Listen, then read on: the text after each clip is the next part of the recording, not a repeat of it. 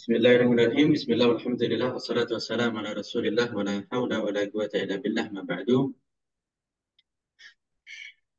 Alhamdulillah kita diberikan taufik dan hidayah oleh Allah Subhanahu wa taala untuk bisa belajar kembali di kelas Akademi Al-Mawahib ini.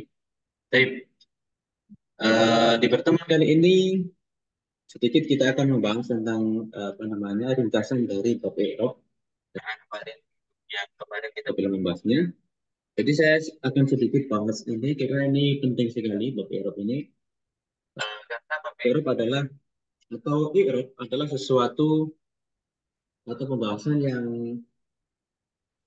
apa namanya selalu ada di dalam ilmu nahwu atau di dalam membaca kitab kuning. Jadi kunci bisa membaca kitab kuning itu adalah yang memahami tentang i'rab ini. Oke. Nah, di sini saya ada peta konsep atau nanti ada tabel ya. Ini layar saya bisa dilihat Bapak Ibu sekalian. Layar saya bisa dilihat. Ya, dilihat. Bisa, Ustaz. Bisa ya. Baik, kita akan belajar sedikit-sedikit atau analisis sedikit ya dari i'rab ini. Kita mulai dari bab i'rab rofa. Baik, sebelum saya jelaskan, mungkin Bapak Ibu sekalian ada yang ingat apa definisi dari rofa kemarin? Ada yang mau mencoba menjawab? Silakan. Definisi dari rofa. Hmm. Ada yang mau mencoba menjawab? Coba saya buka apa namanya PDF-nya ya.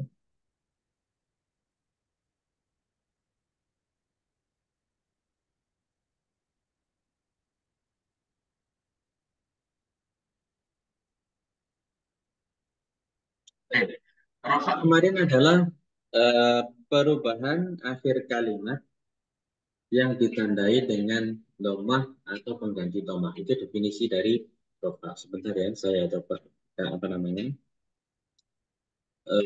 modulnya.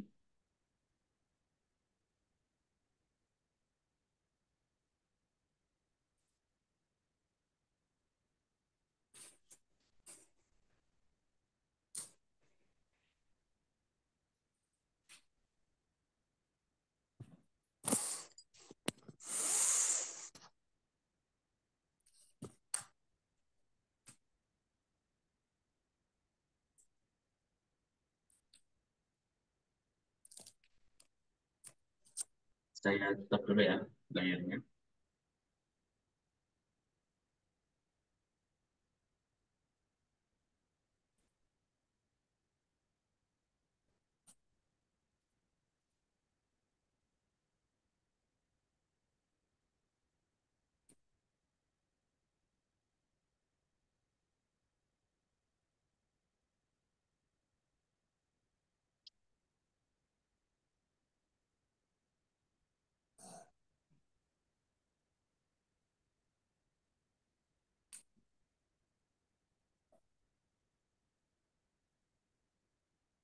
Pak Nasrob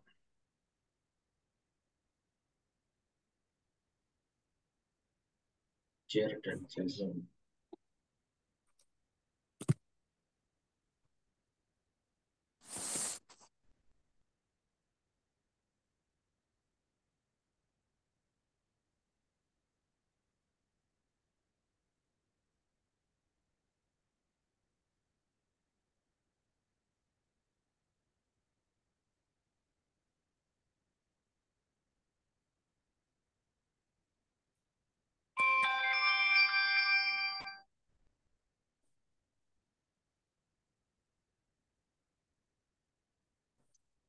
Oke, sebentar ya, saya cari dulu apa namanya. Saya siapkan dulu sedikit.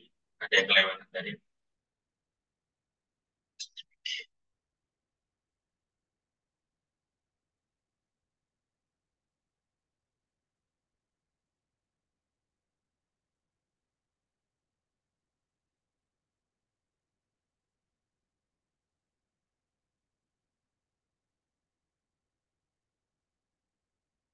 Oh, sudah ketemu. Oke.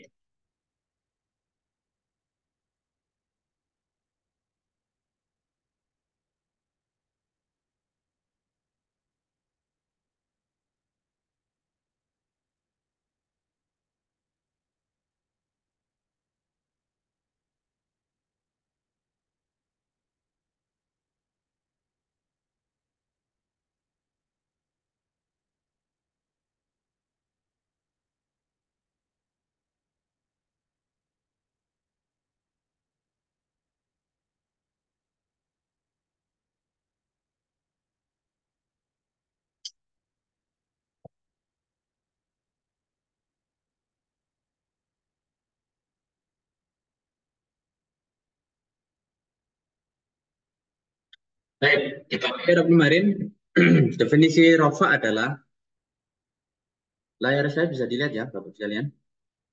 Oke. Rofa adalah perubahan tertentu yang ditandai dengan domah atau pengganti domah. Ya, itu definisi dari rofa. Ini yang penting kita pahami bahwasanya kita kemarin sudah membahas tentang pengertian dari i'rab. I'rab itu perubahan akhir kalimat atau perubahan akhir kata karena ada penyebab tertentu. Nah, ini yang apa namanya yang inti sebenarnya inti dari ilmu nahwu adalah bab i'rab ini. Karena dengan memahami i'rab kita menjadi paham kapan membaca suatu kalimat itu dibaca dhamma atau dibaca fathah atau dibaca kasroh atau dibaca jazm, yaitu dengan i'rab ini ya. Misalnya lafaz alhamdu. Kenapa alhamdu itu misalnya dalam surat Al-Fatihah. Kenapa alhamdulillahirabbil alamin? Alhamdu kenapa kok ditoma? Kok tidak alhamda? Kok tidak alhamdi? Itu apa namanya dipengaruhi atau ditentukan oleh yang namanya i'rab. Nah, i'rab ini ada 4 pembagiannya ya, rofa, nasob, jer, dan jazm. Kita mulai dari rofa. Apa itu definisi dari rofa? Rofa adalah perubahan tertentu yang ditandai dengan doma atau pengganti doma. Ya, baik.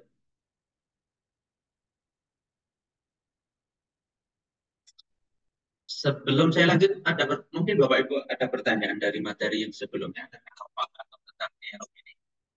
Sebelum saya lanjut, ada pertanyaan? Misalnya, mungkin ada yang apa namanya sesuatu yang harus kita tekankan di situ, nanti kita akan bahas di situ. Tidak ada pertanyaan, Bapak sekalian? Tidak ada? Baik. Maka perubahan yang ditandai dengan doma atau ganti doma itu nanti bisa disebut dengan rofa. Ya, itu namanya i'rab rofa ya. Baik. Rofa itu menjadi tanda doma ya. Atau kita ulangi, saya ulangi. Membingungkan, mohon maaf. I'rab rofa mempunyai 4 tanda, yaitu satu tanda asli dan 3 tanda pengganti. Tanda asli yaitu doma dan tanda penggantinya adalah wawu, alif, dan nun. Doma, wawu, alif, dan nun. Jadi rofa memiliki 4 tanda. Satu sebagai tanda asli yaitu doma. Kemudian ada 3 tanda pengganti yaitu wawu, alif, dan nun. Nah, kenapa kok ada 4 tanda atau satu tanda asli dan 3 tanda pengganti ini? Karena nanti setiap apa lafaz itu nanti atau setiap tanda ini penggunaannya berbeda-beda ya. Tidak semua lafaz atau enggak semua kalimat atau enggak semua kata itu nanti ditandai dengan koma atau ditandai dengan kasroh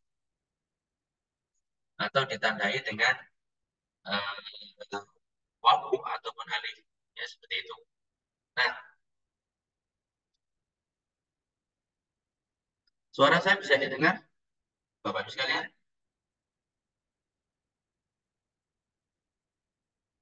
Bisa didengar ya suara saya? Kurang jelas, Ustadz, mohon maaf. Mungkin Di sini jelas, Ustadz. jelas ya. Jelas ya. Jelas. Mungkin volumenya itu atau settingan di handphonenya bisa dikeraskan atau kalau bisa, mau jelas nanti bisa pakai headset karena teman yang lain tidak mengalami kendala jadi saya anggap semuanya sudah jelas.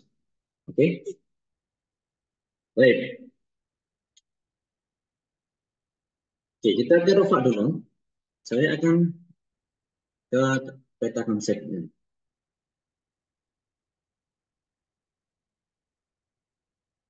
Oke. Jadi kalau dibuat peta konsep atau dibuat tabel,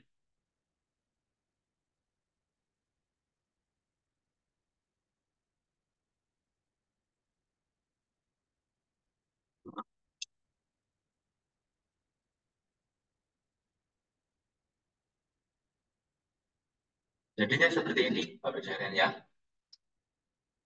Rofa itu mempunyai 4 tanda, dhamma, wawu, alif, dan nun. Ya, ini 4 tanda miliknya rofa, satu tanda asli dan 3 tanda pengganti. Tanda aslinya adalah dhamma, tanda penggantinya adalah wawu, alif, dan nun. Nah, kapan kita menggunakan dhamma, kapan kita menggunakan wawu, kapan kita menggunakan alif, kapan kita menggunakan nun, Nah, di bawah ini adalah tempat-tempat yang mana kapan kita harus menggunakan dhamma, kapan menggunakan wawu, alif, dan nun. Nah, sebelum saya lanjut ke bab rafa ini, terus mungkin ada pertanyaan. Baik, kalau begitu ada pertanyaan seperti ini mungkin. Kapan suatu lafaz itu dibaca rafa? Kalau kita sudah paham tandanya misalnya. Terus kapan dibaca suatu kata atau suatu lafaz itu dibaca rafa?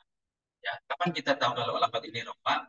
Nah, itu nanti ada di bab yang selanjutnya. Setelah ini kan kita ada bab isim-isim yang dibaca rafa, ada bab isim-isim yang dibaca nasab, atau ada bab isim-isim yang dibaca jar. Nah, itu adalah bab yang mana kita bisa tahu kapan suatu lafaz itu dibaca rofa atau dibaca nasab atau dibaca jar atau dibaca jazm seperti itu.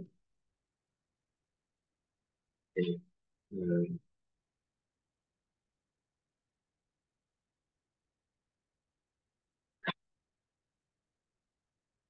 Ini beda konsepnya. Jadi kalau kita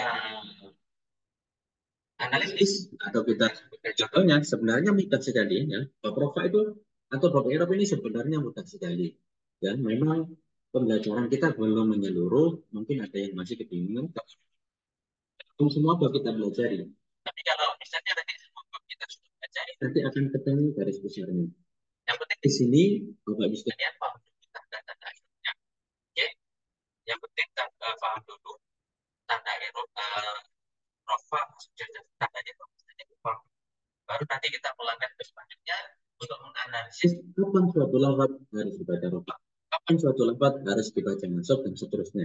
Baik, rofa memiliki 4 tanda, yaitu yang pertama kita akan bahas domah. Domah menjadi tanda rofa di mana saja, yaitu di 4 tempat, yaitu di isim mufrad, jamak taksir, jamak muannas salim, dan fi'il mudhari. Fi'il mudhari ini adalah tentu fi'il mudhari yang akhirnya. Baik, sebentar.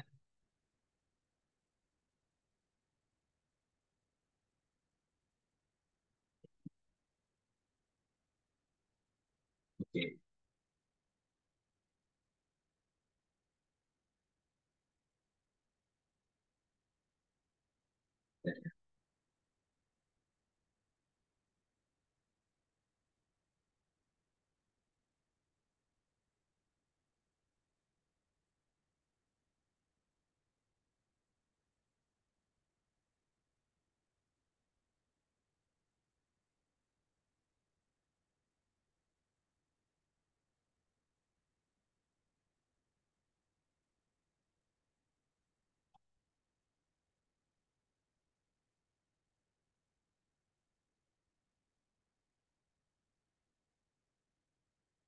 Oke. Nah, Dauman menjadi tanda alfa di mana saja di 4 tempat itu di isim mufrad, jamak taksir, jamak muannas salim, dan fi'il mudhari. Oke, kita ke contoh. Contoh yang untuk isim mufrad adalah kataba Muhammadun. Ya, kataba ini adalah fi'il, Muhammadun adalah fa'ilnya atau pelaku pekerjaan. Kataba fi'il itu adalah fi'il itu artinya kata kerja. Setiap kata kerja membutuhkan fa'il atau membutuhkan pelaku pekerjaan. Nah, siapa pelaku pekerjaan di sini? Muhammad. Nah, fa'il itu irobnya adalah dibaca rofa. Ya. Fa'il dan seterusnya kita sudah bahas di bab sebelumnya, ya. Dan itu nanti ada apa namanya akan berlanjut sampai bab selanjutnya. Namun kita di sini fokus di bab tanda irob dulu, ya. Baru nanti kita menganalisis oh ini lafadznya sebagai fa'il atau sebagai naibul fa'il atau sebagai mubtada atau rofa nanti akan kita di bab selanjutnya. Dan di sini Muhammadun yang kebetulan adalah dibaca rofa. Maka dia ketika rofa kita tandai dengan dhamma. Kenapa kok ditandai dengan dhamma? Karena Muhammad itu untuk lafaznya adalah isim mufrad. Maka tandanya dengan dhamma. Kata apa? Muhammadun. Dan dia tidak dibaca Muhammadan atau Muhammadin. Ya, namun ditandai, namun dibaca Muhammadin karena Muhammad menjadi fa'il atau dia dibaca rofa. Dan tanda rofanya dengan dhamma. Kenapa? Karena Muhammad sebagai isim mufrad. Ya, itu yang pertama. Kemudian dhamma menjadi tanda rofa di mana? Di jamak taksir. Ya, jamak taksir yaitu contohnya adalah kata betul labu. Baik, tulabu itu jamak taksir. Jamak taksir dari lafaz apa, Bapak Ibu sekalian? Ada yang mau mencoba menjawab? Silakan. Tolib, Ustaz. Dari jamak taksir dari lafaz apa? To, Tolib. tolib. Ya. Tolibun siswa itu kalau didualkan menjadi apa? Tolibun mufrad. Oke. Kalau didualkan atau ditasniahkan menjadi apa bentuknya? Tolibun, tolibani, tullabun. Tolibani tulabun. Ya, betul sekali. Masya Allah. Nah, tulabun adalah jamak taksir. Ketika jamak taksir dibaca rofa, maka tanda rofanya dengan doma. Mufrad jamak taksir. Oke. Itu yang kedua. Kemudian tempat domah yang ketiga adalah jamak muannas salim. Ada yang masih ingat definisi dari jamak muannas salim? Yang mau coba jawab? Masih ingat jamak muannas salim? Jamak muannas salim adalah isim yang berubah, isim mufrad yang berubah dari bentuk aslinya yang ditandai dengan tambahan alif ta, ya. Jadi jamak muannas salim itu adalah jamak perempuan yang beraturan. Peraturannya yaitu dengan tambahan alif dan ta. Jadi di sini al-muslimatu dia adalah jamak muannas salim. Ketika dia dibaca rofa, ya, maka dia tanda rofanya dengan dhamma. Katabat al-muslimatu. Katabat adalah fiil, taknya ini adalah tak taknis. Tak taknis adalah tanda dari fiil, ya. Kita kemarin sudah bahas bahwasanya salah satu tanda fiil adalah kemasukan tak taknis sakinah. Nah, di sini tak taknis atau tak di sini adalah sebagai tak taknis, ya, tak perempuan. Katabat fiil, maka dia butuh fa'il atau butuh pelaku pekerjaan. Pelaku pekerjaannya adalah al-muslimatu. Al-muslimatu dia dibaca rofa, tanda rofanya dengan apa? Dengan doma. Kenapa dengan doma? Karena al-muslimatu adalah jamak muannas salim. Muannas salim itu kalau rofa dibaca dengan atau ditandai dengan doma. Boleh al-muslimati, al-muslimat tidak boleh. Ya. Itu yang ketiga. Kemudian yang keempat adalah fi'il mudhari'. Ya. Fi'il mudhari' yang bagaimana kemarin?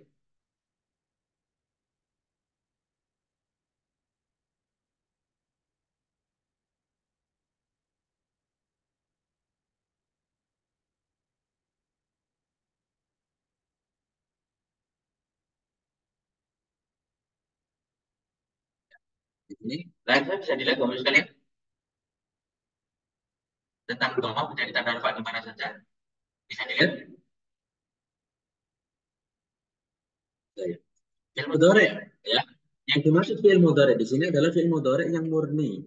Artinya murni adalah dia tidak bersambung dengan sesuatu yang mewajibkan binanya atau mengganti i'rab. Ya. Fi'il mudhari' yang murni, ya. Jadi dhamma menjadi tanda rafa di fi'il mudhari' yang bagaimana? Fi'il mudhari' yang murni. Yang murni itu artinya apa? Murni itu dia fi'il mudhari' ini tidak bersambung dengan sesuatu yang mewajibkan bina atau mengganti i'rab. Ya, contoh yang murni itu seperti apa? Seperti yang suruh. Yang suruh ini adalah fi'il mudhari' yang murni. Ya, dia tidak bersambung dengan sesuatu yang mewajibkan bina dan tidak mewajibkan i'rab. Nah, pasti ada pertanyaan. Apa yang dimaksud mewajibkan bina atau mengganti i'rab? Jadi yang mewajibkan bina fi'il mudhari' itu adalah ism dan nun taukid. Ya. Jadi kalau ada fi'il mudhari' kalau bersambung dengan nun niswah dan nun taukid, maka fi'il mudhari' itu menjadi wajib bina atau menjadi mabni. Ya, ini kebalikannya, lawannya dari fi'il mudhari' yang murni. Jadi artinya yang nggak murni itu yang bagaimana? Yang nggak murni itu yang bersambung dengan nun taukid dan nun niswah. Artinya apa? Kalau nun atau fi'il mudhari' ini bersambung dengan nun niswah dan nun taukid, maka fi'il mudhari' ini wajib bina. Nah, ketika wajib bina atau wajib mabni, maka dia tidak bisa disifati dengan i'rab. Ya. Maka ini yang bisa disifati dengan i'rab adalah fi'il mudhari' yang murni alias yang tidak bersambung dengan yang mewajibkan bina. Itu yang mewajibkan bina adalah nun niswah dan nun taukid. Nah, binanya fi'il mudhari' bisa dilihat kembali di bab pembahasan fi'il yang mu'rab dan mabni. Kita sudah bahas di depan, ya. Ada bagian fi'il yang mulai fi'il mabni dan fi'il mu'rab. Fi'il yang mu'rab itu cuma satu. Fi'il yang mabni ada tiga. Salah satu fi'il yang mabni adalah fi'il yang bersambung dengan nun taukid dan nun niswah. Itu sudah ada di bab yang depan. Baik. Kemudian ada pertanyaan juga, atau mengganti i'rab. Yang dimaksud mengganti i'rab itu apa? Yang dimaksud mengganti i'rab adalah alif tasniyah, wawu jamaah, dan ya muannas mukhatabah. Ya. Ketika fi'il mudhari bersambung dengan alif tasniyah itu menjadi yaf'alani atau taf'alani. Yaf'alani untuk laki-laki, taf'alani untuk perempuan. Kalau wawu dan wawu jamaah, kalau fi'il mudhari bersambung dengan wawu jamaah menjadi yaf'aluna atau tif'aluna. Ya. Yang bersambung dengan ya mu'annas mukhatabah menjadi taf'alina. Atau contoh di atas tadi misalnya yang suruh. Yang suruh ketika bersambung dengan alif tasniyah menjadi apa? Ada yang coba jawab? Yang suruh ketika bersambung dengan nun taukid dengan alif tasniyah jadinya seperti apa Bapak sekalian? Yang suruh. Saya mau coba jawab. Yang suruh.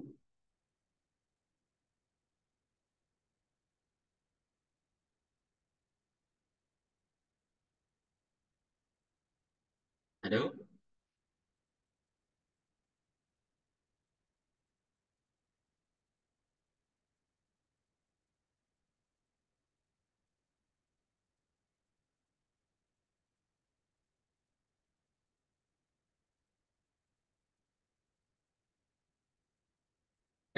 Yang suruh ketika bersambung dengan alif tasniyah menjadi yang suroni atau tang suroni. Ketika bersambung dengan wawu jamaah menjadi yang suruna atau tang suruna. Ketika bersambung dengan ya mu'annas mukhatabah menjadi tang surina. Seperti itu ya.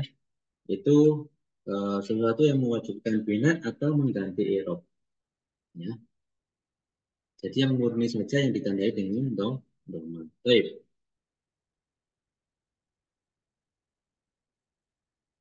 Kemudian i'rab rafa, tanda i'rab rafa yang kedua adalah wawu. Wawu menjadi tanda rafa di mana saja? Di dua tempat, yaitu atau fi'il mudhari contohnya adalah yaktubu Muhammadun. Yaktubu ini adalah fi'il mudhari yang murni.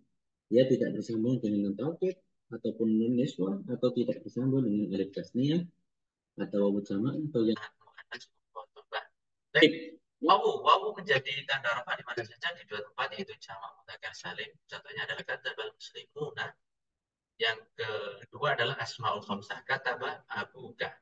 Ya, kataba abuka. Jamak mudzakkar salim. Contohnya katabal muslimuna. Al muslimuna ini adalah jamak mudzakkar salim. Dari kata al muslimu. Kalau al muslim itu mufrad, kalau dua dengan al muslimani atau al muslimaini, jamak mudzakkar salim adalah al muslimuna. Nah, al muslimuna adalah jamak dibaca rafa ya. Tanda rafanya dengan wawu. Kenapa dengan wawu? Karena al muslimuna adalah jamak mudzakkar salim. Dan jamak mudzakkar salim ketika rafa ditandai dengan wawu. Baik. Yang kedua di tempatnya adalah asmaul khamsah. Asmaul khamsah itu adalah isim-isim yang lima dari abuka, akhuka, amuka, huki dan jumalin itu ya. Itu isim yang lima ya. Jadi tempat-tempat ini mulai dari isim mufrad jamak taksir ini sudah kita bahas di bab sebelumnya yaitu di pembahasan isim. Mulai isim mufrad jamak isim tasniyah jamak taksir kita sudah bahas di depan.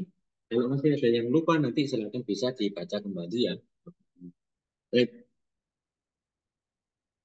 Asmaul khamsah contohnya adalah kata abuka, dia adalah menjadi fa'il dan fa'il itu irifnya rofa dan rofanya adalah wawu. Kenapa dengan wawu? Karena bukan termasuk asmaul khamsah dan asmaul khamsah kalau rofa ditandai dengan wawu. Itu tanda rofanya. Yang ketiga adalah alif. Alif menjadi tanda rofa di mana saja di satu tempat saja, yaitu isim musanna. Isim musanna yaitu contohnya adalah kataba al-muslimani.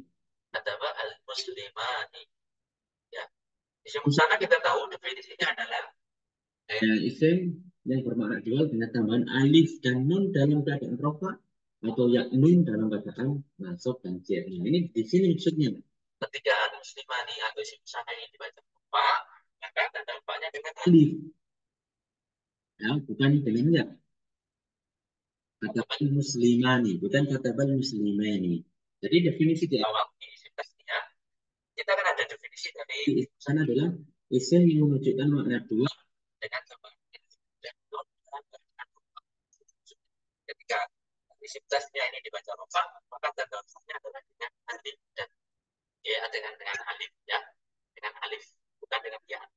Katabal muslimani, nggak boleh al muslimaini. atau al-muslimina, tidak boleh. Itu ketika dibaca rofa. Yang keempat, tanda rofa yang keempat adalah nun. Nun menjadi tanda rofa di mana saja? Di af'alul khamsah. Af'alul khamsah itu apa definisinya? Af'alul khamsah adalah isim-isim yang 5. Jadi di bab 8, ya, nanti kalau mau mencari benar ada di bab 8. Af'alul khamsah itu apa saja? Itu adalah fi'il mudhari yang bersambung dengan dhamir alif tasniyah, dhamir wawu jamak, dan dhamir ya muannats mufradhah. Ya. Alif ini kita kembali ke bab atau di pembahasan tadi yang mengganti i'rab. Tadi kan isim fi'il yang murni adalah fi'il yang tidak bersambung dengan nun taukid atau yang mewujudkan bina atau mengganti i'rab. Nah, yang mengganti i'rab adalah alif tasniyah atau jamaah atau yang muannats mufradhah. Nah, fi'il-fi'il tadi atau fi'il yang murni ketika bersambung dengan alif tasniyah, wawu jamaah atau yang muannats mufradhah, maka fi'il ini disebut dengan af'alul khamsah. Ya, jadi saya ulang. Fi'il yang murni tadi ketika dia bersambung dengan alif tasniyah atau wawu jamaah atau ya muannats mufradhah, maka fi'il ini disebut dengan fi'il yang 5 atau disebut dengan af'alul khamsah. Ya, disebut dengan af'alul khamsah. Jadi apa itu definisi af'alul khamsah? Af'alul khamsah adalah fi'il mudhari yang bersambung dengan dhamir alif tasniyah, wawu jamaah dan ya muannats mufradhah. Ya.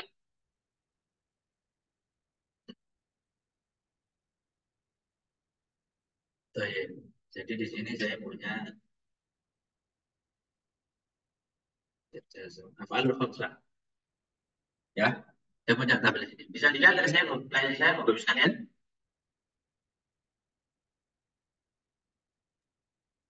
Jelas, Ustaz. Bisa, Ustaz.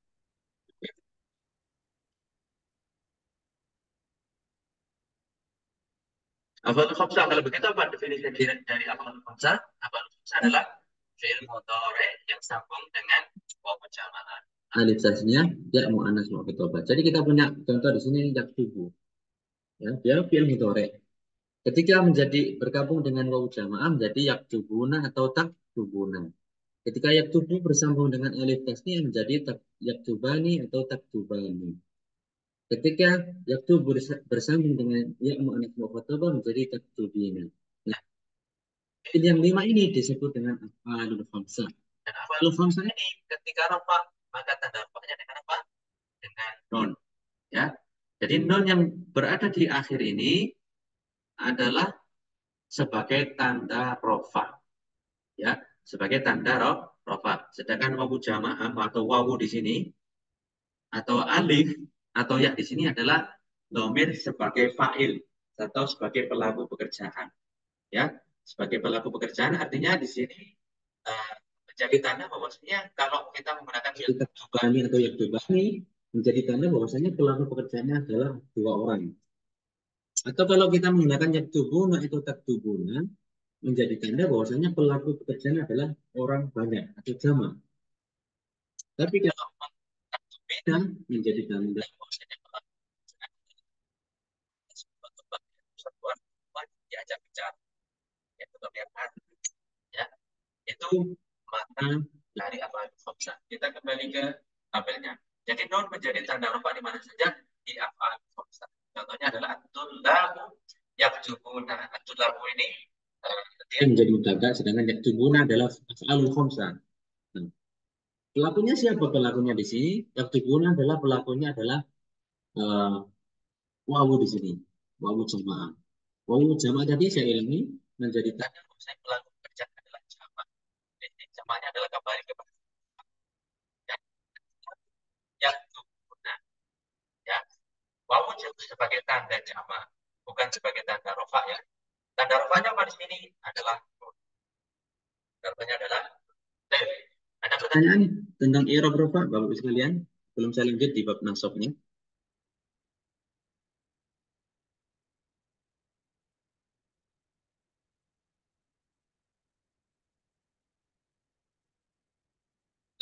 Kita lanjut ke bab nasab. Nasab memiliki 5 tanda. Yang pertama adalah fathah, itu sebagai tanda pengganti, sebagai tanda asli. Kemudian 4 tanda pengganti, yaitu alif, kasroh, ya, dan membuang nun. Jadi kalau kita nasab, definisi nasab adalah perubahan tertentu yang ditandai dengan fathah atau pengganti fathah. Nah, ada berapakah tanda i'rab itu? Ada 5 tadi, yaitu tanda asli, yaitu fathah, dan 4 tanda pengganti, yaitu alif, kasroh, ya, dan membuang nun. Baik, kita kembali ke peta konsepnya. Fathah ini sebagai tanda asli, kemudian alif, kasroh, ya, dan membuang nun ini sebagai tanda pengganti. Ya, kita paham. Ini yang perlu difahami atau perlu ditanamkan bahwasanya nasab itu identik dengan fathah. Ya, nasab itu identik dengan fathah. Jadi fathah itu menjadi tanda asli. Ya. Baik. Fathah menjadi tanda nasab di mana saja di 3 tempat, yaitu isim mufrad, jamak taksir, dan fi'il mudhari' yang murni. Yang murni tadi artinya adalah yang tidak bersambung dengan sesuatu yang mewajibkan binanya maka merubah tanda i'rabnya. Oke, isim mufrad contohnya adalah qara'tul kitab. Ya, qara'tul fi'il fa'il. Kemudian al-kitabah. Al-kitabah ini menjadi objeknya. Jadi objek atau maf'ul bih, dan sedangkan maf'ul bih itu dibaca nasab. Nanti pembahasan lebih ada di bab selanjutnya. Yang penting kita paham dulu bahwasanya Alkitab ini dia dibaca nasab. Dan nasabnya dengan apa? Dengan fathah. Kenapa dengan fathah? Karena Alkitab adalah isim mufrad. Yang kedua adalah jamak taksir. Contohnya qara'tul kutuba. Ya, qara'tul kutuba. Kutub jamak taksir dari apa? Bapak sekalian. Ada yang mau coba jawab? Kutub jamak taksir dari apa tadi?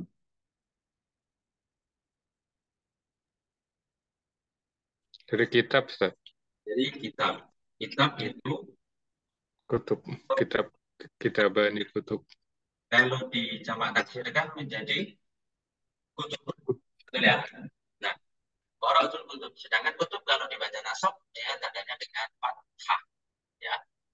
Kemudian yang ketiga, nasab atau fathah menjadi tanda nasab di fi'il mudhari' yang murni kan ya. Murni tapi apa maksudnya sudah saya bahas tadi, yaitu yang tidak bersambung dengan sesuatu yang mewajibkan bina atau merubah i'rab. Yang mewajibkan bina itu ada 2, yaitu tauhid dan kiswah. Yang merubah i'rab itu ada 3, yaitu dhamir alif tasniah, wawu jamaah, dan ya muannas khotob. Ini nanti silahkan diulang. Ya. Kalau pertama kali baca itu bingung, tapi kalau setelah nanti nggak akan bingung. Nah, contohnya fi'il mudhari' ini adalah ayaqra'a. Yaqra'a dari kata qara'a yaqra'u. Ketika yaqra'u ini dia tidak kemasukan an, maka dia dibaca rofa. Dan rofanya dengan doma. Tapi karena yaqra'a ini kemasukan an, sedangkan an ini dia tugasnya adalah memasukkan fi'il, ya, yang dimasuki an ini atau menasukkan fi'il setelahnya, maka yaqra'u harus dibaca nasab menjadi yaqra'a. An yaqra'a. Yaqra'a dia fi'il mudhari' yang murni, di situ nggak ada nun taukid, nggak ada niswah, nggak ada alif tasniah, nggak ada wawu jamaah, nggak ada yang manas memcoba, maka tandanya dengan fathah karena dia kemasukan an. Ya. Ya. Sedangkan alif di atau hamzah yang akhir ini bukan alif tasniah, tapi dia hamzah ya, karena bisa dibaca a. Ya. Sedangkan di alif tasniah, kalau dia kemasukan alif tasniah menjadi Qur'ani, harusnya seperti itu. Tapi di sini hanya Qur'an. Baik, itu tanda fathah, tanda nasab yang pertama fathah berada di 3 tempat, isim mufrad, jamak taksir, dan fi'il mudhari' yang murni. Kemudian yang kedua, tanda i'rab nasab yang kedua adalah alif. Alif menjadi tanda nasab di mana di asmaul khamsah, yaitu asmaul khamsah tadi abun, akhun, amun, fu, dan du. Ketika abun, akhun, amun, fu, dan du ini dibaca nasab, maka tanda nasabnya dengan alif. Jadi contohnya darabtu akhokan. Darabtu akhokan. Akhokan ini asmaul khamsah. Sedangkan dia menjadi objek atau maf'ul bih. Ketika menjadi objek atau maf'ul bih, dia dibaca nasab. Tanda nasabnya dengan alif. Kenapa? Karena akan masuk asmaul khamsah, dan asmaul khamsah kalau nasab ditandai dengan alif. Ya. Kemudian yang tanda nasab yang ketiga adalah kasroh. Kasroh menjadi tanda nasab di mana di jamak muannas salim. Ra'aitul muslimati. Ya, al muslimati dia menjadi objek atau menjadi maf'ul bih. Dan maf'ul bih itu harus dibaca nasab. Tanda nasabnya dengan apa? Dengan kasroh. Ya, dengan kasroh, bukan dengan alif. bukan dengan ya, tapi dengan kasroh. Menjadi ra'aitul muslimati. Nggak boleh ra'aitul muslimata, ra'aitul muslimatu, nggak boleh. Tapi harus ra'aitul muslimati. Kenapa dengan ti? Karena muslimati dia dibaca nasab dan nasabnya dengan kasroh. Kenapa dengan kasroh? Karena muslimati jamak muannas salim. Itu yang ketiga. Kemudian tanda nasab yang keempat adalah yang menjadi tanda nasab muslimina. Ya, kita menjadi tanda nasab di isim mustaqil. Ya, definisi jamak mudzakkar salim kemarin di bab sebelumnya. Definisi jamak mudzakkar salim adalah jamak yang berubah dari bentuk aslinya dengan tambah wawu nun dalam keadaan rafa dan ya nun dalam keadaan nasab dan jar. Nah, ini jamak mudzakkar salim ketika dibaca nasab maka tanda nasabnya dengan ya. Jadi itu muslimin. Isim sana tadi definisinya adalah isim yang berubah atau yang bermakna dual yang berubah dari bentuk aslinya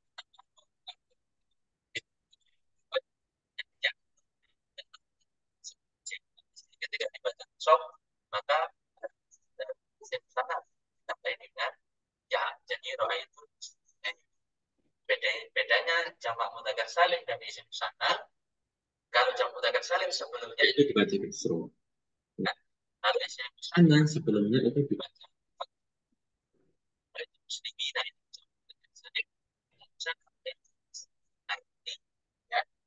itu tanda nasab yang ketiga. Yang kelima dengan tanda nasab yang kelima adalah membuang non. Membuang non menjadi tanda nasab di mana di af'alul khamsah atau isim-isim atau fi'il yang lima. Tadi apa definisi af'alul khamsah? Af'alul khamsah adalah fi'il mudhari yang bersambung dengan alif tasniyah, wawu jamaah dan ya muannas. Nah, ketika af'alul khamsah ini kemasukan atau dibaca nasab yang sudah, maka tanda nasabnya adalah dengan membuang nonnya. Contoh di sini kita punya ayyadhabu. Misalnya ketika amnya kita hilangi dulu, maka adulabu yadhabuna. Itu harusnya. Namun ketika yadhabuna ini kemasukan an, sedangkan an ini fungsinya adalah bentuk yang sebelumnya, maka yadhabuna dibaca nasab. Tanda nasabnya dengan apa? Dengan nunnya. Aslinya ya yadhabuna, tapi kemasukan an jadi an yadhabu. Nah, tanda nasabnya dengan apa? Dengan membuang nun. Ya, membuang nun. Yang mana nun ini ketika rofa tadi adalah tanda rofa. Ya, ketika ya damuna ini dibaca rofa, nunnya adalah sebagai tanda rofa. Ya, di sini nun apa nun hamzah, nunnya ini adalah tanda rofa. Ketika yaktubuna misalnya ini dia kemasukan an atau dibaca yaktubuna dibaca nasab, maka yaktubuna nunnya harus dibuang lagi. An yaktubu. Ya. Itu tanda i'rab nasab ada 5 yaitu fathah di 3 tempat. Simprot sama takdir, fi'il mudhari murni, alif menjadi tanda nasab di satu tempat saja yaitu asma khamsah, kasrah menjadi tanda nasab di jamak muannas salim, kemudian ya menjadi tanda nasab di jamak mudzakkar salim dan isim musanna, kemudian membuang nun menjadi tanda nasab di af'alul khamsah. Baik, ada pertanyaan? Izin bertanya, Ustaz. Silakan. Ya, ini tanda nasab yang asmaul khamsah itu, Ustaz. Kalau pada zu itu tetap pakai waw zumalin atau zamalin, Ustaz? Menjadi Contohnya ata itu zumalin atau ata itu za pakai alif tadi. Pakai alif, ya harus pakai alif. Tetap zamalin gitu tadi. Ya. Jadi misalnya dorobtu zamalin seperti itu. Jadi atau ro'aitu zamalin. Ya. Semuanya harus diganti dengan alif. Ampun, Ya, Tat, syukran, Tat. Makasih. Ada lagi, Bapak sekalian? Baik, kita lanjut ke bab jar ya. Baik. Jar memiliki 3 tanda atau kita ke definisinya. Apa itu jar? Jar adalah perubahan tertentu yang ditandai dengan kasroh atau pengganti kasroh. Itu definisi dari jar. Nah, karena jar itu identik dengan kasroh, maka kasroh menjadi tanda aslinya jar. Namun jar juga memiliki tanda pengganti yang lain. Nah, tanda jar ada berapa? Ada 3, yaitu satu tanda asli yaitu kasroh, dan 2 tanda pengganti yaitu ya dan fathah. Ya, ya dan fathah ini menjadi tanda penggantinya zer. Kita cek. Huruf jar memiliki 3 tanda, 1 tanda asli yaitu kasroh dan 2 tanda pengganti yaitu ya dan fathah. Baik. Kasroh menjadi tanda jar di mana saja di 3 tempat, isim mufrad, jamak taksir, dan jamak muannats salim. Ya. Isim mufrad, jamak taksir, dan jamak muannats salim. Isim mufrad itu contohnya apa? Dhahabtu bin thalibi. Ya. Nah, thalib ini dia kemasukan ba, sedangkan ba ini adalah huruf jar. Maka at-thalibi harus dibaca jar. Tanda jarnya dengan apa? Dengan kasroh. Kenapa? Karena at-thalibi adalah isim mufrad. Sedangkan isim mufrad itu kalau jar harus dibaca dengan kasroh, ya, atau ditandai dengan kasroh. Tahap itu bitolibi, nggak boleh bitoliba atau bitolibu, nggak boleh. Ya, itu yang pertama. Yang kedua adalah jamak taksir. Tahap itu bitulabi. Ya. Kemudian yang ketiga adalah jamak muannats salim. Jamak muannats salim contohnya bitolibati. Tahap itu bitolibati. Ya, nggak boleh bitolibata atau bitolibatu. Ini 3 tempat. Kasroh menjadi tanda jadi isim mufrad, jamak taksir, dan jamak muannats salim. Kemudian yang kedua, tanda jar yang kedua adalah ya. Ya menjadi tanda nasab di mana? Tanda jar di mana? Di 3 tempat, yaitu jamak mudzakkar salim. Contohnya dhahabtu bil muslimina. Kemudian yang kedua di isim musanna, contohnya adalah dhahabtu bil muslimaini. Kemudian yang ketiga adalah asmaul khamsah. Contohnya dhahabtu bi asyika. Asmaul khamsah kalau jar ditandai dengan ya. Jadi asmaul khamsah itu kalau rofa dengan dom wawu, ya. Ja'a akhuka, kalau nasab dengan alif, ra'aitu akhaka, kalau jar dengan ya. Wahabtu bi asika. Ya. Nah, seperti definisi yang sebelumnya tentang jamak mudzakkar salim dan isim musanna. Kalau jamak mudzakkar salim itu definisinya adalah isim yang menunjukkan atau isim yang berupa dari bentuk mufradnya yang menunjukkan makna jamak dengan tambahan wawu nun dalam keadaan mufrad dan ya nun dalam keadaan nasab dan jar. Nah, ketika jar ini maka jamak mudzakkar salim ditandai dengan ya. Dhahabtu bil muslimina, ini jamak mudzakkar salim. Kalau isim musanna definisinya adalah isim yang bermakna dua dengan tambahan alif nun dalam keadaan rofa dan ya nun dalam keadaan nasab dan jar. Nah, ketika jar maka isim musanna ditandai dengan ya. Dhahabtu bil muslimaini. Ya. Asmaul khamsah contohnya adalah dhahabtu bi Afrika. Ini yang kedua untuk tanda jar yang kedua adalah ya. Di 3 tempat. Kemudian tanda jar yang ketiga adalah fathah. Fathah menjadi tanda jar di mana? Di satu tempat saja, yaitu di isim ghairu munsharif. Nah, isim ghairu munsharif di Zoom sebelumnya kita sudah jelaskan panjang lebar pembagian isim ghairu munsharif, yang mana isim ghairu munsharif ada yang disebabkan satu ilat saja atau ada yang disebabkan oleh 2 ilat. Yang satu ilat itu ketika, yang kemudian yang 2 ilat itu adalah yaitu alam dan sifat. Dan alam itu harus dengan hal lainnya dan sifat harus dengan 3 hal lainnya. Nanti hal bisa disimak kembali di bab tersebut, ya. Peta konsepnya atau pembahasan peta konsepnya sudah saya bagikan juga di grup, nanti silakan dibaca ulang. Nah, kita di sini masuk ke bab irobnya, itu tanda irobnya. Fathah ini kan definisi isim ghairu munsharif kemarin adalah isim yang tidak menerima tanwin, kan, itu definisinya. Dan ketika jar ditandai dengan fathah, ya ini sekarang pembahasannya. Isim ghairu munsharif kalau jar ditandai dengan fathah. Contohnya dhahabtu bi Ahmada. Dhahabtu, aku pergi, bi Ahmada. Jadi Ahmad ini adalah isim mufrad, ya, dia mufrad. Di sisi lain dia isim ghairu munsharif, tapi dia dibaca jar. Kenapa? Karena masuk huruf jar. Pak. Nah, tanda jarnya harus dengan fathah. Kenapa?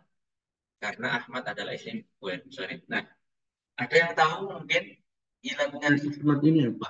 Apa sampai dia termasuk isim ghairu munsharif? Ada yang mau mencoba jawab? Ada yang masih ingat? Kira-kira Ahmad ini termasuk apa kok sampai dia disebut isim ghairu munsharif? Ada yang mau mencoba? Masuk alam, tak? Termasuk apa? Alam. Alam. Nah, kemarin kan harus dengan hal lainnya. Nggak bisa berdiri sendiri alam atau nama. Alam harus bergabung dengan apa? Termasuk apa di sini?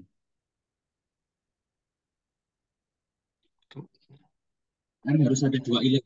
Alam itu kan cuma satu. Nah, dua berarti harus tambahan lainnya. Satu lainnya apa di sini? Sifat ya, Tat. Sifat Ahmada, mulia. Ahmad. Ini nama orang. Tadi alam katanya nama. Nah, jadi nama sama sifat itu nggak bisa digabungkan kan? Kalau nama ya nama sendiri, kalau sifat ya sifat sendiri. Jadi Ahmad ini nama atau sifat? Itu dulu. Nama. Nama atau ya? Nama itu harus digabungkan dengan apa kemarin? Kalau kamu pilih, apa lagi? Tambahan alif nun, udul, atau terkait masjid, atau ajami, atau ajamnya. Maka Ahmad di sini dia adalah nama. Kemudian dia juga selain nama dia bentuknya adalah mengikuti wazan fiil, ya, mengikuti wazan fiil af'ala. Ahmad ini nama dan dia namanya bentuk tulisannya seperti atau mirip dengan wazan fiil af'ala. Ahmada, af'ala itu sama wazannya, bentuknya. Maka Ahmad di sini adalah ilatnya adalah alamiah atau nama dan wazan fiil. Ya, dia bukan sifat karena kalau sifat nanti di pembagian yang nomor 2 kemarin ya, di pembagian yang nomor 2. Baik, itu bab jar. Ada pertanyaan mungkin dari sini? Sebelum saya lanjut.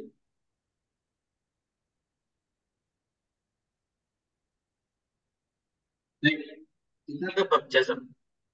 Jasam, definisi jasam adalah perubahan tertentu yang ditandai dengan sukun atau pengganti sukun. Ya. Jasam itu identik dengan sukun, maka sukun itu dijadikan tanda aslinya jasam. Ya. Ada berapa tandanya jasam? Tandanya jasam itu ada 3, 1 tanda asli dan 2 tanda pengganti. Tanda aslinya apa? Sukun. Karena jasam itu identik dengan sukun. Tanda penggantinya apa? Yaitu huruf ilat dan membuang nun. Apa itu huruf ilat? Huruf ilat itu adalah alif, ya, dan waw. Jadi 3 huruf ini namanya adalah alif, waw, dan ya. Ya. Jadi kalau ada fiil nanti ya. Jadi jasam ini masuk pada fiil ya. Jasam ini nggak bisa masuk pada isim. Ya, karena jasam ini khusus pada fiil. Jadi kalau nanti ada fiil, kemudian di huruf terakhirnya itu ada alif atau ada ya atau wawu, maka ini termasuk fiil. Nanti ketika dibaca jasam, maka huruf salah satu ini harus dibuang. Ya. Kita ke tabelnya, tabel konsepnya. Jasam ada 3 tanda: sukun, membuang nun dan membuang huruf ilah. Ya. Sukun, membuang nun dan membuang huruf ilah. Nah, sukun menjadi tanda jasam di mana saja, di satu tempat saja, yaitu fi'il mudhari yang sahih akhir.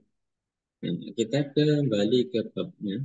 Apa yang dimaksud dengan fi'il mudhari sahih akhir? Fi'il mudhari sahih akhir itu apa? Adalah fi'il mudhari yang akhirnya bukan berupa huruf ilah. Ya. Jadi saya ulangi, apa itu fi'il mudhari sahih akhir? Sahih itu artinya sehat. Akhir itu artinya sehat. Jadi fi'il yang huruf terakhirnya itu sehat. Artinya sehat itu huruf terakhirnya bukan huruf ilat. Huruf ilat itu apa tadi? Wawu, alif, dan ya. Wawu, alif, dan ya. Kalau fi'il huruf terakhirnya bukan wawu atau alif atau ya, maka fi'il ini termasuk fi'il yang sehat atau sahih akhir namanya. Ya. Contohnya fi'il yang sahih akhir atau fi'il yang sehat adalah yadhabu, yaktubu, yasrobu. Kita lihat di sini semuanya berakhiran ba. Ba-nya. Maka di sini yadhabu, yaktubu, yasrobu ini adalah fi'il mudhari yang sehat atau sahih akhir. Nah, fi'il ini ketika dibaca jasam maka tanda jasmnya dengan sukun. Ya, contohnya di sini adalah hilang yadhab. Yadhab ketika kemasukan huruf jasam. Huruf jasam di sini adalah lam. Ya, nanti di kapan kita mempelajari bab jasam nanti ada babnya yaitu tentang huruf-huruf jasam atau huruf-huruf yang menyebabkan suatu fiil dibaca jasam itu nanti ada babnya. Baik. Yadhab ketika kemasukan huruf jasam menjadi lam yadhab. Lam yadhab khalidun. Ya. Itu atau di sini contohnya adalah at-talibu lam yadhhab, ya. lam yadhhab. Ya, yadhhab di sini fi'il mudhari yang sahih. Baik. Kemudian yang kedua, tanda jazm yang kedua adalah membuang nun. Membuang nun menjadi tanda jazm di mana?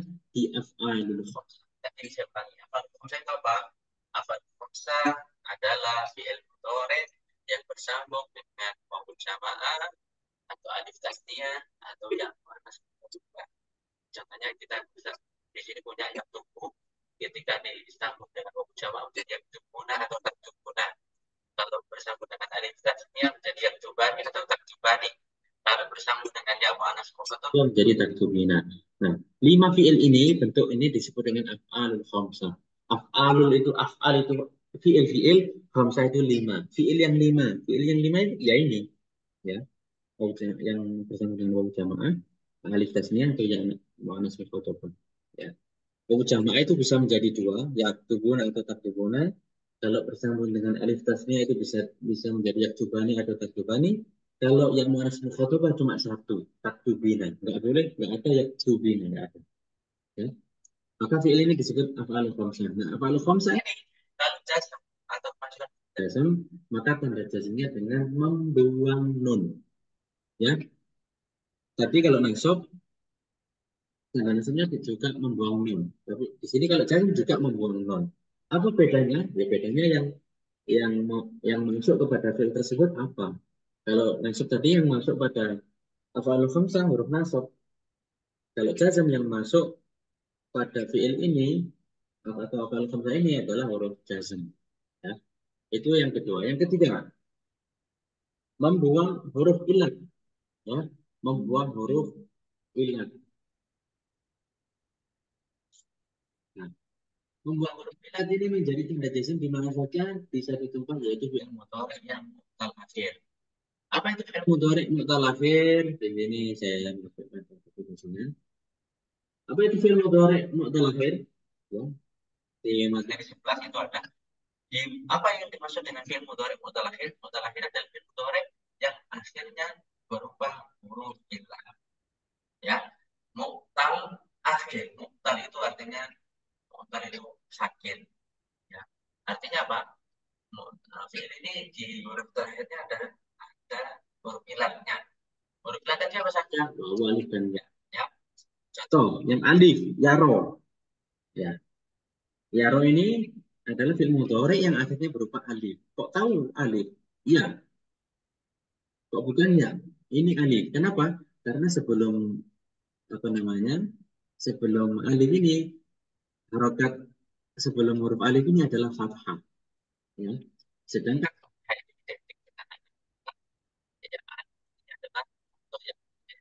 ini adalah alif yang di sini adalah alif. Ya, bukan ya. Dan yarzu. Yarzu adalah fi'il mudhari yang huruf terakhirnya berupa wawu. Yarzu. Kemudian yarmi adalah fi'il mudhari yang huruf terakhirnya berupa ya. Nah, yaro, yarzu, yaro ini artinya melihat. Yarzu itu artinya perhatian, itu artinya melempar. Yaro, yarzu, yarmi. Ini ketika kemasukan jazm, maka huruf-huruf ilat ini harus dibuang. Yaro, yaro, alifnya dibuang. Kalau yarzu jadi lam yarzu, wawunya dibuang. Kalau yarmi, ini dibuang jadi lam yarmi. Oke, kita ke peta kerjanya. Atau ibu lam yas'a. Ini contoh untuk fi'il mudhari yang huruf terakhirnya alif. Baik, atau ibu lam yas'a. Atau ibu lam yarmi. Lam yarmi ini adalah fi'il mudhari yang huruf terakhirnya berupa ya. Ketika kemasukan huruf lam atau huruf jazm, maka yarmi ditandai dengan membuang huruf ilat atau yaknya dibuang. Yarmi. Kemudian atalibu lam yad'u. Yad'u ketika kemasukan lam maka yad'u wawunya dibuang. Ya. Lam yad'u. Ya, artinya dia adalah fi'il mudhari yang mu'tal akhir atau huruf terakhirnya berubah huruf ilat wawu.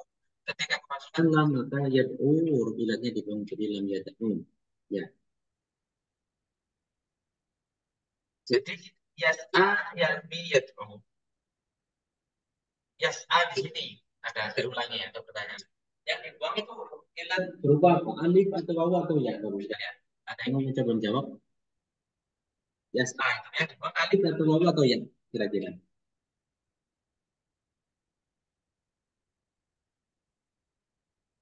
Yas'a di sini yang dibuang adalah alif. Kok tahu? Iya, karena eh, huruf terakhirnya, harakat terakhir dari huruf di situ adalah alif, fathah.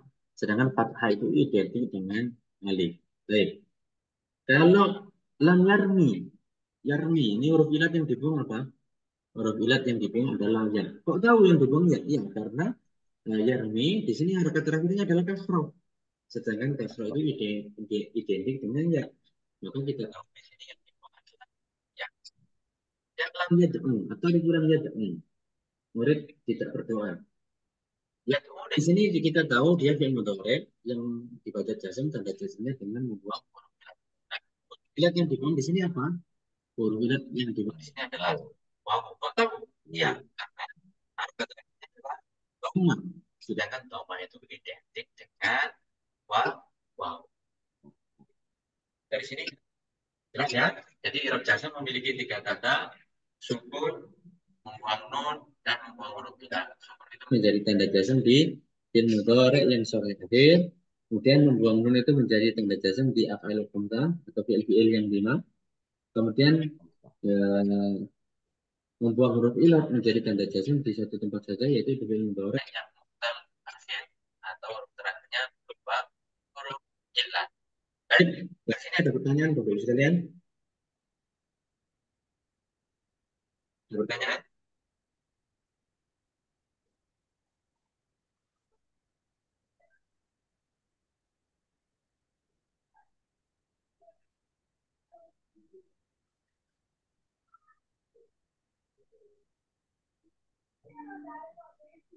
Baik. Jadi hari ini alhamdulillah kita membahas tentang tanda-tanda i'rab ya, mulai dari i'rab rafa, nasab, jar, dan jazm. Jadi ini silahkan kalau bisa dihafalkan ya. Kalau memang ingin sungguh-sungguh bisa membaca kitab, ini harus hafal ya. Karena kenapa? Karena nanti kita di dalam prakteknya membaca kitab kuning itu tidak terlepas dari tanda-tanda ini. Kita harus bisa menganalisis, oh ini dibaca dengan doma, atau ini dibaca dengan wawu, atau ini dibaca dengan alif. Oh ini harus dibaca dengan kasroh. Ini harus dibuat nunnya. Ya. Kapan kita tahu? Kalau kita paham atau hafal tentang tanda-tanda ini. Ya. Sebenarnya kalau kunci dari membaca kitab kuning adalah hafal tanda-tanda i'rab. Kalau sudah hafal tanda-tanda i'rab, nanti kedepannya lebih mudah.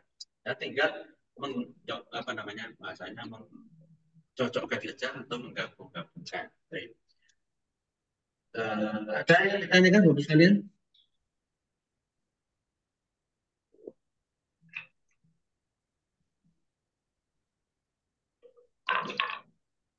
Ada yang ditanyakan?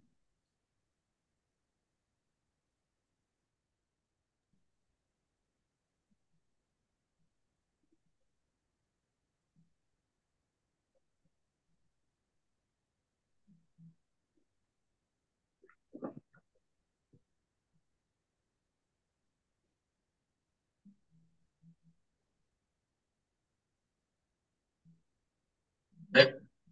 Mungkin hari ini cukup sekian yang bisa disampaikan. Yang penting sedikit ini bisa dipahami, kita tidak terlalu banyak biar nggak pengen. Nanti insya Allah di pertemuan yang akan datang kita bahas tentang dan kita gabungkan atau mulai menganalisis tentang apa ini harus dibaca rofa atau harus ini dibaca nasab. Baru kita juga mencari nanti tanda nasabnya ini, tanda rofanya ini. Ya, coba sekian. Ya, semoga bisa yang sedikit ini bisa dipahami. Kita yang penting sedikit bisa dipahami ya, daripada banyak nanti.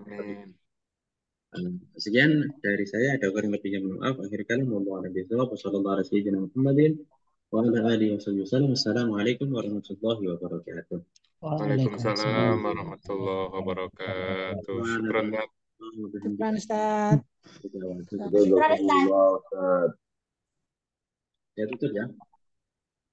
Ya, Tat, ya. Sama-sama. Insyaallah, insyaallah.